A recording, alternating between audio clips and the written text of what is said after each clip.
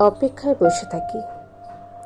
দিন শেষে ঘরে ফিরবে না জেনেও আমরা তার ছেড়ে যাওয়া সবটুকু আগলে রাখি।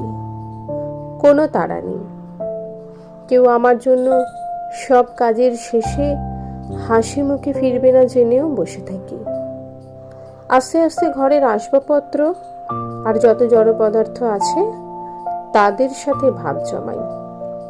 দিন মাস পেরিয়ে যায়, ঘড়ির চলমান শব্দটুকু বুঝিয়ে চলে গতিময়তা। এইভাবে আরো একটা সকাল আর একটা রাত্রি পেরিয়ে আসি আমরা। ফিকে হতে শুরু করে অপেক্ষার ব্যথা। তবুও কোনো চোরা টানের দুর্বলতায় সম্পর্কের বালিদানা বেঁধে থাকে। মাঝে মাঝে সম্পর্কের কার্নিশে দাঁড়িয়ে মেপে নিই ঠিক কতটা পুড়ে আছে আজও ভিতরটা। কিংবা কোনো বৃষ্টির দিনে সম্পর্কের ঝুল বারান্দায় বসে অযাচিত বৃষ্টিকণাদের গায়ে মেখে উপলব্ধি করার চেষ্টা করি আজও মনের ভেতরের অস্থিরতা।